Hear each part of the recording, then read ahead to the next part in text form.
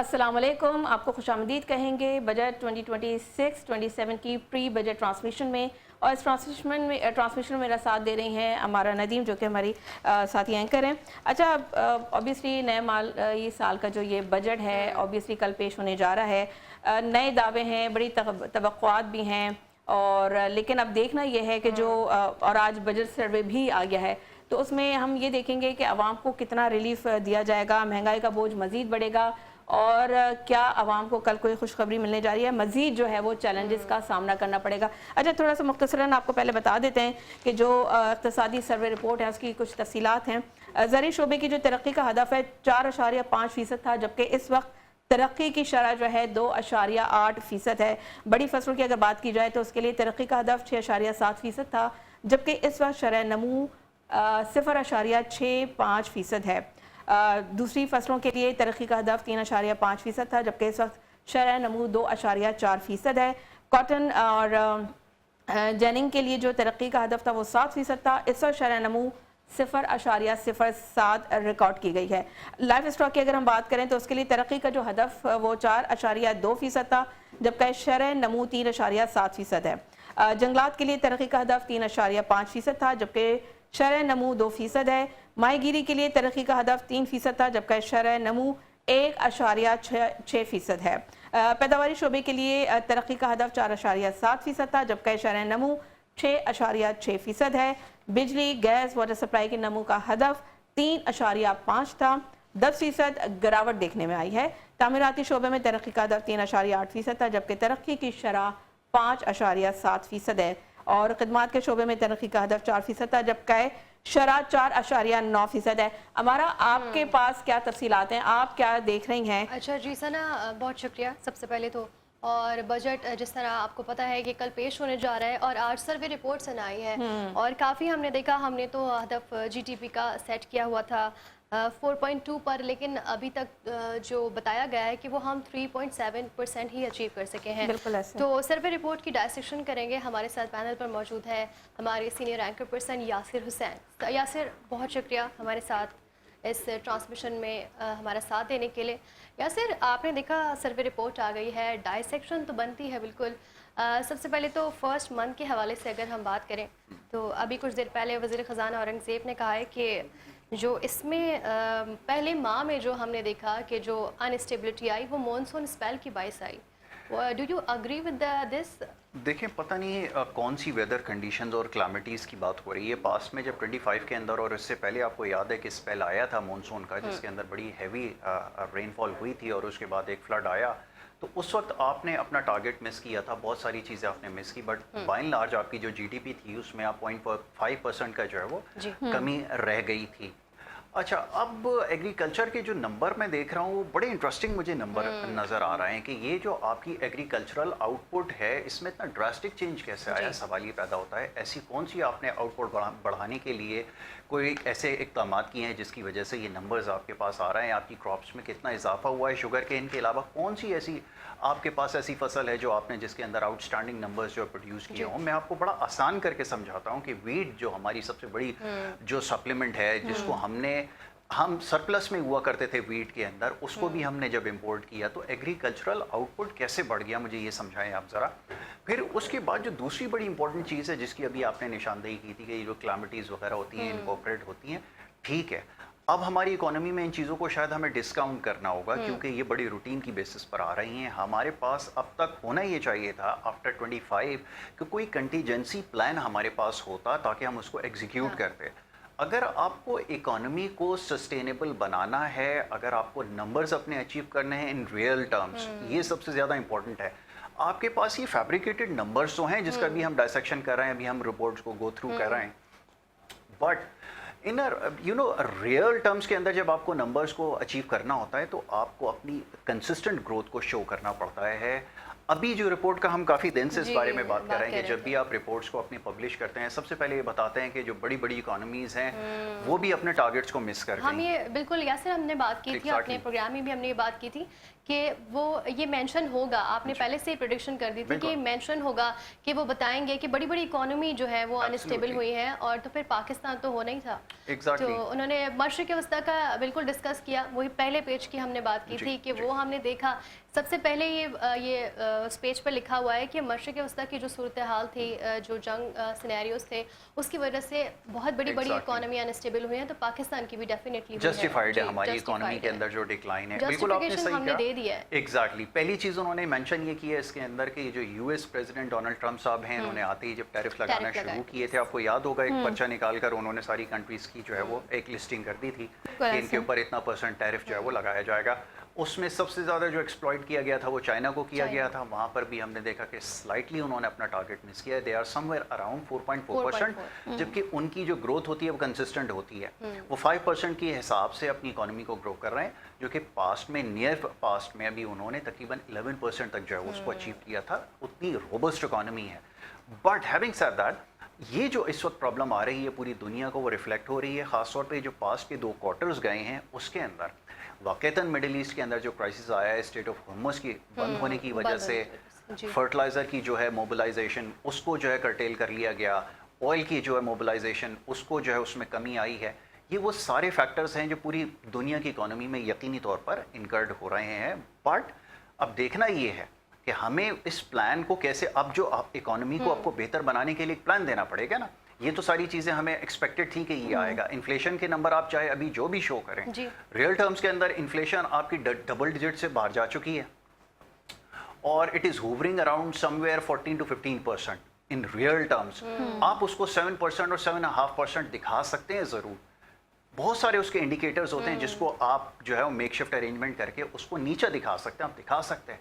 But in reality आपकी जो commodities है, जो सबसे ज़्यादा कंज्यूम होने वाली कमोडिटी है वो ऑयल है।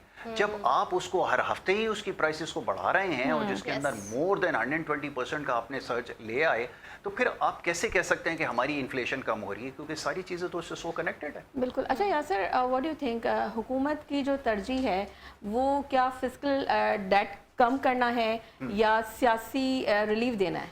ओह, ये है $1 बिलियन क्वेश्चन कि है क्या। देखिए सना, ऑनेस्टली स्पीकिंग, हमारी जो प्रायोरिटीज़ है ना उसमें कहीं भी ये नहीं है कि हम कोई ऐसा प्लान एग्जीक्यूट करें जिससे आपकी मुल्क की इकॉनमी स्टेबल हो।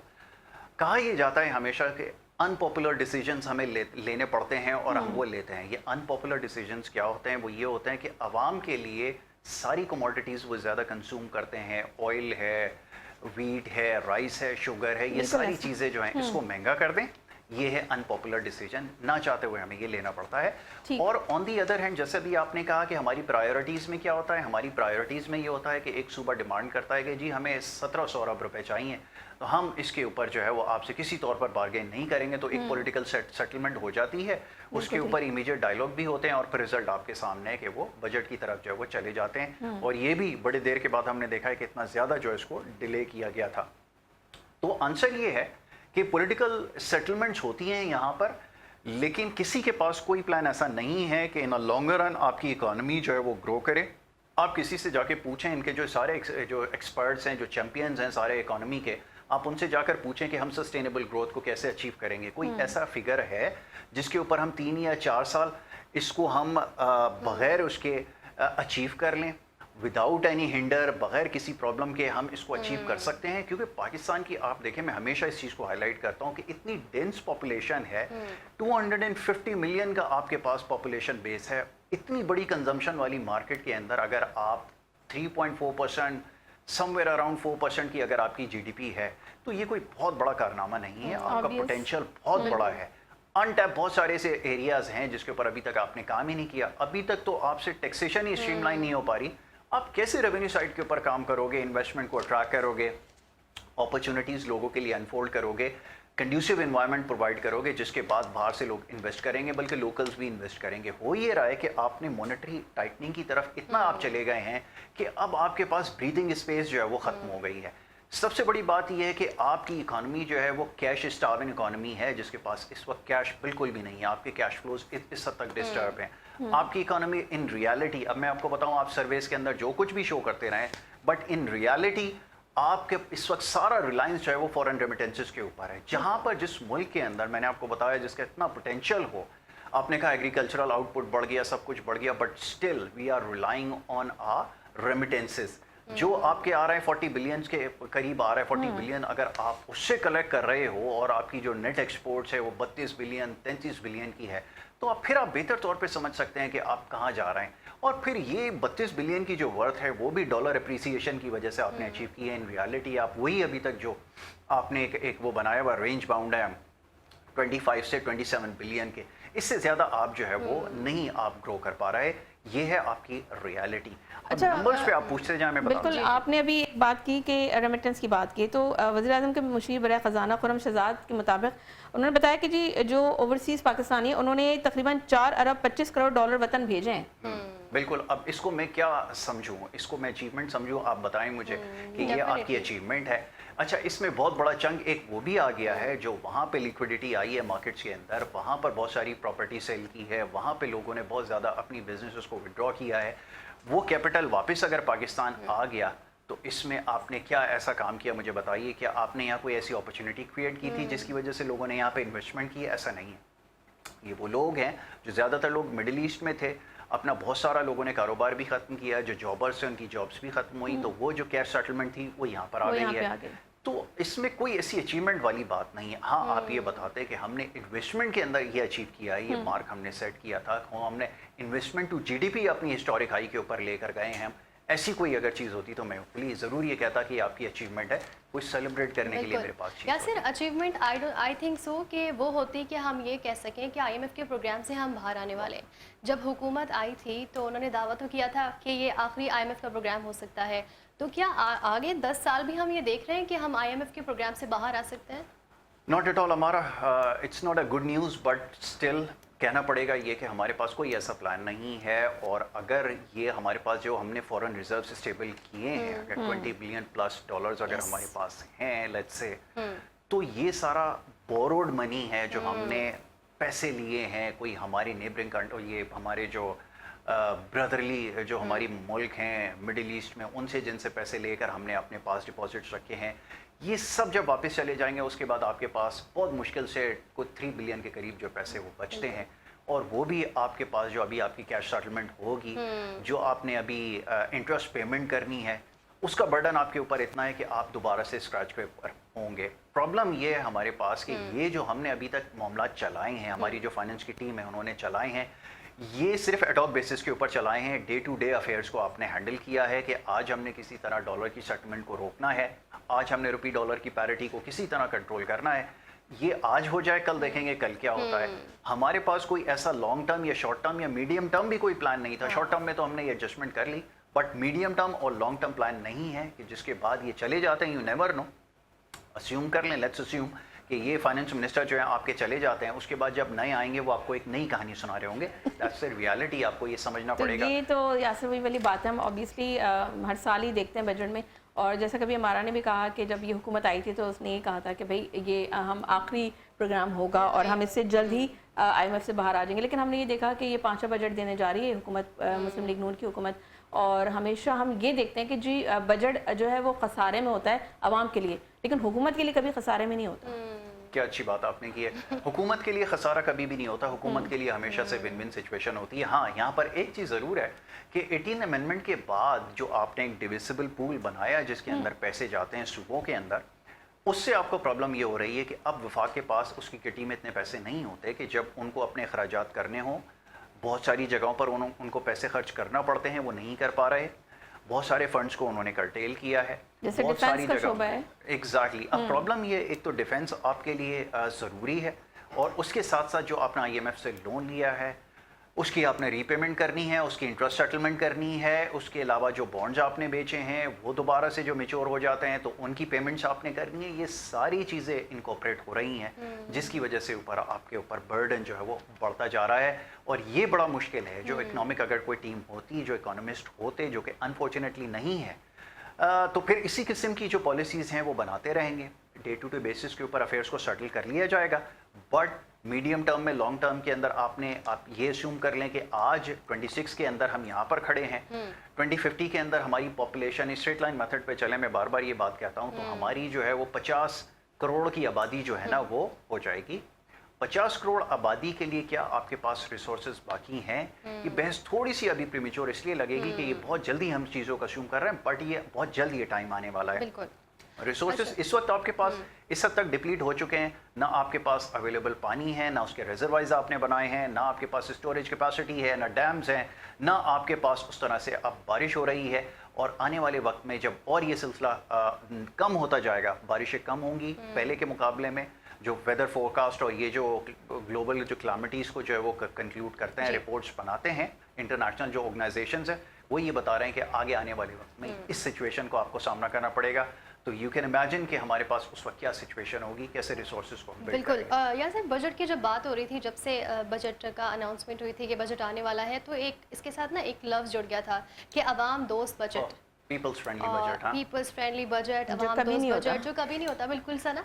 और उसमें तो सैलरी के हवाले से भी बताया कि सैलरी क्लास के लिए बहुत अच्छी खबर है और सैलरी में इजाफा होगा। लेकिन दूसरी जानब लेवीज़ बढ़ा दी गई, महंगाई में इजाफा हुआ, तो क्या फ़ायदा होगा ऐसी सैलरी बढ़ने का जहाँ पर हम अपना बजट, अपने घर का बजट मैनेज नहीं कर पा रहे, तो फिर और चीज़ें कैसे मैनेज होंगी? एब्सोल्युटली, आपने बिल्कुल ठीक कहा कि ये एक बड़ा क्वेश्चन है, हर शख्स ये जानना चाहता है। और बड़े सादा अल्फाज में देखें, टर्मिनोलॉजीज़ बहुत सारी यहाँ पर इस्तेमाल कर सकते हैं, लेकिन एक लेमैन को ये समझना होगा, समझानी होगी ये बात। और उसका सवाल भी ये है कि आप इसको कैसे सेटल करेंगे कि अगर उसकी तनख्वाह 35,000 रुपये से लेके लेट से 60,000 भी अगर आपने अगर एवरेज इनकम यहाँ पे सेटल कर दी एक ब्रैकेट के अंदर, जो कि एप्लीकेबल नहीं है, ये सबको पता है, ना प्रोविंशियल लेवल के ऊपर ना फेडरल के लेवल के ऊपर इस चीज़ को एग्जीक्यूट किया जाता है। सरकारी इदारों में शायद ये हो जाता हो, बट ये जो प्राइवेट एंटिटीज़ हैं, जो सबसे बड़े स्टेक होल्डर हैं आपकी मुल्क की इकॉनमी के अंदर, वहाँ पे ये चीज़ एग्जीक्यूट नहीं करती।